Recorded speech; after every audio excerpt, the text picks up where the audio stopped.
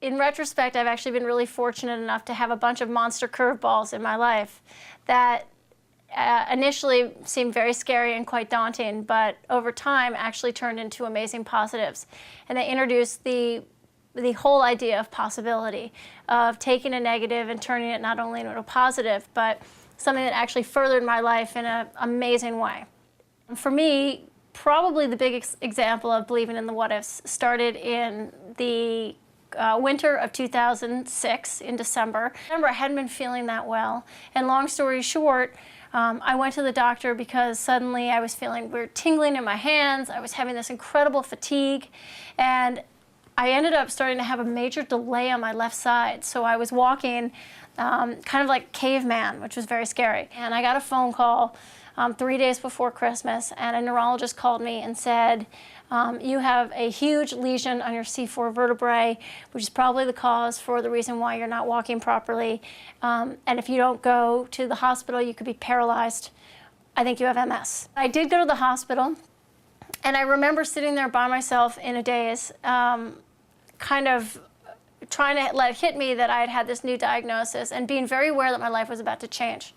And the next morning, a good friend of mine came to visit, and he asked how I was doing, and we started talking. And in that moment, I kind of looked at him and I said, you know, maybe this will be the best thing that ever happened to me. And he thought I was crazy and in denial and not dealing with what was going on at all. But what was amazing is that ultimately it was one of the best things that ever happened to me. I came home and really tried to get a grip on my life. First of all, I felt terrible, and not only not sleeping well, numbness, but I just was walking around feeling like I had a 24/7 hangover. And the steroids were able to get my mobility back in control, but I was still not feeling 100%. And I called my MS specialist and I said, I can't live like this. I feel so badly. And he said, you know, in the world of MS, that's kind of how it rolls. If you're holding a glass and you drop the glass, we can help you. But if you're still holding the glass and not feeling well, we can't help you. And I remember really having a moment of trying to get a grip on what my life was about. When you have MS, you get caught in this terrible vicious cycle because you're thinking, okay, I really have to calm myself down. I really have to not be stressed at all. And then you start thinking about things like, wow, I'm 35 and single. Wow, I have to make my own living. Wow, I have a disease, which isn't that cool, that could put me in a wheelchair and eventually kill me. And you begin to get stressed, and then all of a sudden you think, am I going to an episode? And it just goes around and around. I am an athlete, and I've always been an athlete. And MS is a disease that hampers your mobility. So when I was thinking about my future with MS, I thought there was a possibility that I would lose my mobility and I wouldn't be able to move. And in the months of being diagnosed and living in it, I made a decision, a very small decision that said, as long as I can move, there's no excuse not to move. And so every day I would do something. One day I'm in a yoga class and I am feeling terrible. I'm having these incredible tingles, which are hugely discomforting and unpleasant. And I'm in the yoga class and there's a yoga teacher coming around to everybody, and he comes to me and I'm laying on my back and tears are streaming down my face. And the yoga teacher says, you know, what's going on? And I say, I'm sorry, I have MS and I'm feeling really bad today. And he looked at me and he said, that's totally okay. And he put his hand on my shoulder and said, you're here. It's totally okay, you're here. And that was a really finite moment where, you know, I went from living in kind of this purgatory to, wait a minute, I am here. I am right here. And there I was in the yoga class saying, I'm here. You know, we were doing warrior pose. It's like, I am a warrior. You know, I can do this. I am here. And so that really began to shift my mentality about having MS. And I started really thinking about the present, really began to live in the exact minute of where I was in time. And that was helpful. I ended up getting in touch through a friend, through an osteopath named George Kessler. And Dr. Kessler's attitude when I met with him was, I don't really care that you have MS. MS is an inflammation of the central nervous system. What might be inflaming you? What is it that's making your body turn on itself? I told him that I wasn't feeling well and that I wanted to feel better. And he said, of course I can make you feel better. Let's talk about this. That was phase 2 of not only starting to look at the environmental factors in my life about what might be inflaming me on the bigger scope, but also the idea of introducing the possibility of doing something that supposedly wasn't possible, reversing my myelin damage. And he in med school had said that he had seen it before, and I kept thinking, if this doctor has seen somebody reverse the damage on their MRI, why can't I do it? Why can't it be me? Like, why wouldn't it be me?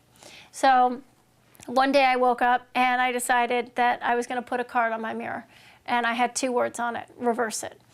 And as I progressed through every day, in every waking moment, it became this mantra in the back of my mind: reverse it, reverse it, reverse it, reverse it, reverse it. I walked with it, I ran with it, I thought about it, I wrote it all the time. I began to fantasize about it. So I pulled out my MRI and I looked at the lesion. I looked at it hard and examined it and imagined what that MRI would look like if it was totally clean.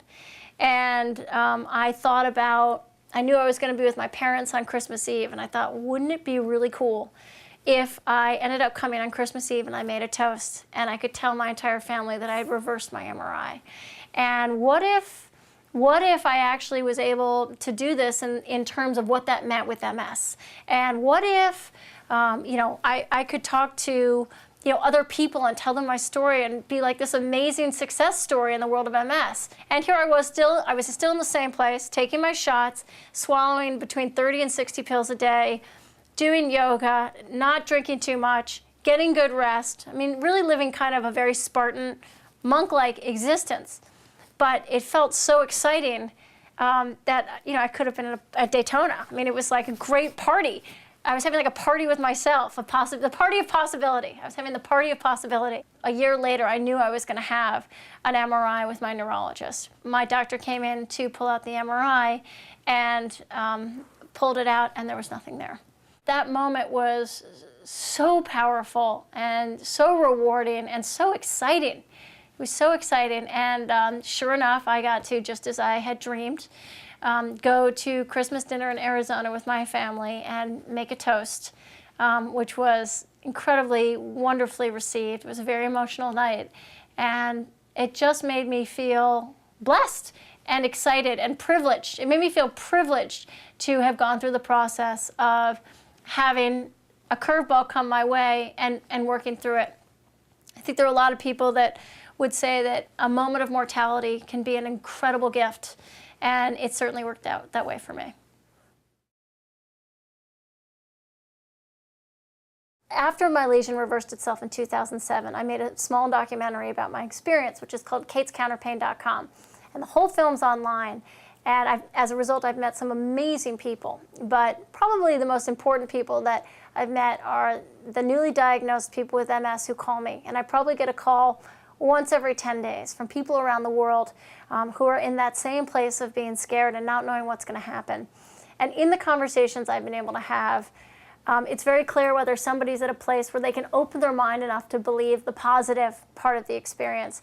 And those people who I've been in touch with and kept in touch with, I would say easily over half have been able to make themselves feel better as a result of thinking about the possibilities and believing in the what-ifs. And that's been amazing for me.